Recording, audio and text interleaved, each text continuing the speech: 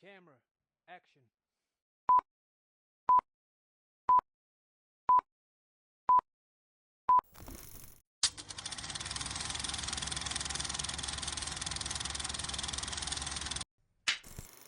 Hey everybody, welcome back to another review. Today we're going to be talking about the newest Sam Raimi film, Send Help. So just like a bunch of other movie fans, we were all excited to see a new Sam Raimi movie back in the theater. I actually got to meet Sam Raimi, I think it was 2 years ago. Really fun dude. He even directed me in the photo op thing, which was really fun and just really cool. He just seems like a really down to earth guy. And I've just always really loved what he was able to pull off with movies with having such a low budget and making them so effective. And he's just always been a really inspirational and just really fascinating filmmaker to follow.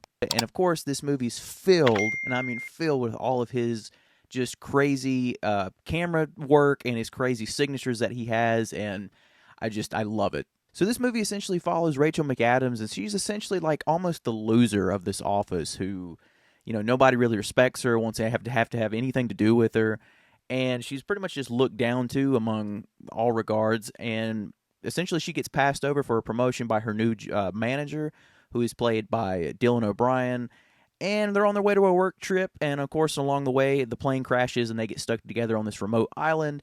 And as the movie goes, the roles kind of get reversed there. And among that, things start to play out between these characters, and of course, chaos ensues, and that's where the fun of the movie starts. So as I said before, this movie is very much that Sam Raimi flavor. He brings so much of his like with his Dutch angles, these close zooms in on the faces that he does, his very quirky, wacky sense of humor that goes really over the top when it comes to certain things. And I've heard through multiple interviews that he has such a good time doing stuff like, Drag Me to Hell, when it was the lady who was vomiting, like, was it worms or whatever, into the chick's mouth and all that stuff. He was just, giggling behind the scenes. And, in this movie, I saw when one of the scenes with Rachel McAdams, when the blood is on the face and whatnot, he was just, having a good time with that. So it has a lot of that style to it, which reminds me a lot of Evil Dead and, Drag Me to Hell. But even with all that, this movie still looks incredible. It's beautifully shot and has such great, I love the scenery that they're on this island. I think it's in Thailand. I think they're right outside of, or they filmed it in Thailand.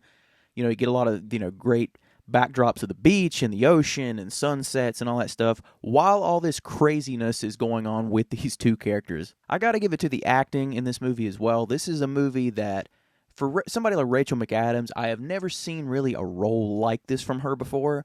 I mainly know her from comedies and maybe some dramas. I've never seen The Notebook. I know that's a highly regarded movie. It's one I've just never seen. But I have seen a lot of her comedies like Mean Girls and Wedding Crashers. And, of course, one that I feel is super underrated that nobody talks about it, The Hot Chick. I think that movie is just hysterical. I saw that movie when I was a kid, so I got a lot of nostalgia for it. I just think it's funny as shit. But so seeing her kind of in a role like this, I thought it was a really different role for her, but she completely, she is this movie. Is pretty much is the heart and soul of this movie. They do a great job of making you feel so bad for her character in the first 15 minutes that you're like, you were 100% on her side. You're like, I don't care about any of these people at this firm. I want to see them go and tortured or whatever in the most horrible ways because of the way they're making you feel. They do such a great job of putting you as the audience member in her shoes to make her feel so you just feel so bad for her. And she does this great job too, where she plays into that character so well that, like I said, not only do you feel bad for her, but when it comes time for the roles to be reversed and she gets stuck on this island and she knows how to survive and make all this stuff and just be the survivalist overall, it's so funny to watch how her character just changes and she becomes this whole different person. So it's almost like she got to play two completely different characters in the movie, and she nails it. She does such a great job at it. Like I said, this is 100% her movie. She is the heart of it, but she does such a great job of just having you walk in her shoes and really feel how she feels, especially like I said there in the beginning. But like I said, it's so cool how you get to watch that dynamic shift between her two personalities between the first of the movie and the second half of the movie. And it just keeps, and she does a great job of keeping that up throughout the entire movie to where near the end of it, when something else comes up, that it just keeps going, and she does such a great job with that. Dylan O'Brien is like a really good actor, somebody that I've always really enjoyed. and I love seeing him on screen in movies that he does because I feel like he picks really good roles, and he plays such an asshole in this movie. And it's the same with him. He does such a great job of playing this asshole that you, like I said before, like he works for this firm. You want to see all these people just, you're like, no, I want to see that guy go. He needs to go.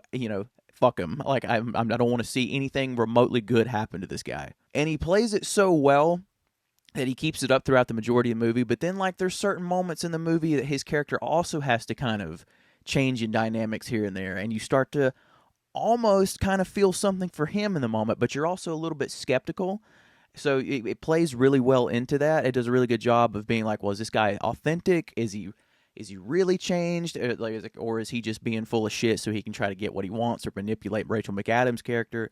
Really good dynamic between that, and like I said, he does such a great job. And he's also got this hysterical cackle that he does that's in the it's in the trailer, and he does it multiple times through the movie. And like, my theater wasn't packed, but the people I did see it with, there was multiple laughs at each time that he did that cackle or any of the other funny stuff that happens in here. This movie got a pretty good amount of laughs. But I think these two characters together are really, they're great together. I think they're dynamic with each other, and their chemistry together, even though they're supposed to be at odds throughout the majority of the movie. They do a great job of being at odds, but then, like I said when I was talking about the acting a second ago, they have this dynamic kind of near the middle of the movie, and they're trying to survive on this island where they start to kind of have these hearts-to-hearts with each other, and so you find out a little bit about her backstory and his backstory. So you kind of start to really care about both of them in a way, but there's always that lingering feeling in the back of your head where you're like, I don't know if I fully trust this guy or not. And like I said, they do such a great job of playing that, and it comes off on screen so well, and they do just a great dynamic and great chemistry with each other. One of the things I really enjoy about this movie, too, is that something I feel like everybody can relate to is that, like I said earlier, how you feel so bad for Rachel McAdams. Most of us pretty much have worked jobs that have asshole bosses, managers, whatever, at some point in their life, if not all their jobs, that you're like, I can't stand this motherfucker. So it's like, it plays into that so well. And I think anybody that's ever worked in any kind of, it don't matter what kind of job it is, you will find some kind of relatability in this movie because of that.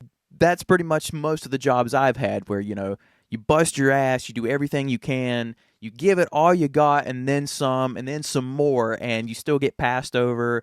You still think it's not good enough. And no matter what you do, you'll always be seen the same to these people. They don't care about you whatsoever. And I think there's just, I could rant about this and go on about this all day, trust me. But there's just so much great stuff in that. And then, the concept of you getting stuck on this island with that said manager or whoever, and the dynamic switch, just a lovely idea. Because you just start to think, if you were in that situation, you're like,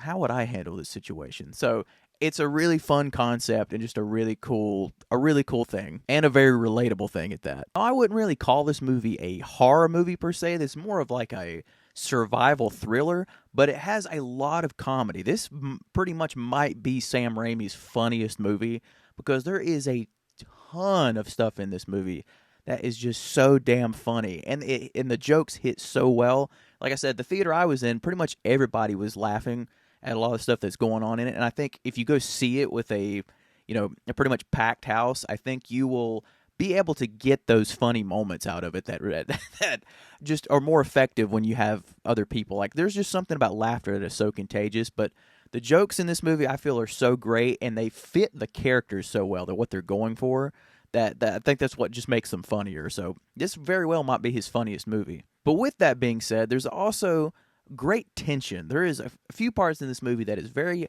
very much filled with tension. There's one in particular, without saying anything, that it's legit just Rachel McAdams, Dylan O'Brien sitting there talking to each other. But what is going on in the scene is like just damn near gripping. Like, you're just, holding onto your chair for dear life and wondering what is going to play out, because they do such a great job. And it's just, all you're looking at, it doesn't show anything grotesque or anything like that. It just shows, it's just the back and forth between the two characters. Just, it'll go from him to her, her to him, and whatnot. And it's just this dialogue exchange and this back and forth That is some really damn good acting there, especially considering what's going on. And then they add in this suspense of what is about to happen. And not only that, they start to add these sound effects of what is going on or supposedly going on. As a guy, especially, I was sitting there like, oh, God, because I didn't know, because you don't know for sure. But it's a really well played scene of tension, and they do such a great job with it. There are multiple scenes of tension in this movie that are like that, but I feel like that scene in particular really ratchets it up enough to where you really, really feel it. One of the other things I really liked about this movie was the island, the aspect, like being crashed and deserted on this island. It brings this almost this isolation aspect of it. And I've talked about it for other movies, like when you have certain things like you're in a snowstorm or trapped on an island or anything like that. If you can pull something off where you have that isolated feeling, I think it adds something to the movie. And this one does it very well. I just watched, before I saw this movie, I saw 3 movies today when I watched this. So before I watched this, I saw that Iron Lung movie, the one that Markiplier did. And in that one, it has the same type of thing where it's like, it's very encased in very one location, and very good job of tension. So it's cool to see both those movies kind of back to back. But in this one, even though it's a wide open island, there's something about, there's a scene in particular where they have to go up and they're looking out at the ocean, and you see it's just endless ocean. So there's something about that, just knowing that you're stuck there. It's like, yeah, it might be wide open and plenty of place to move around and whatnot, but there's still that dynamic of the isolation that you have nowhere to go. Because if you could go out in the ocean, you're probably going to die out there, or something's going to eat you, or you're going to drown.